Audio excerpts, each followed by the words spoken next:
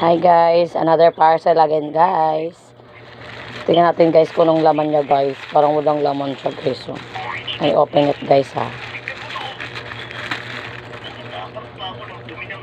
Oh my gosh. Oh my gosh. Hi guys. Ang laman niya guys, alam niyo kung ano guys. Ito guys oh. This is a magnetic hook para to sa ano, para sa ano to guys, sa may ano, dito sa may ref. Ayan guys. Oh, pero madikit naman siya guys kahit maliit. Bakit? Ano ba naman ang halaga na ano, 20 pesos.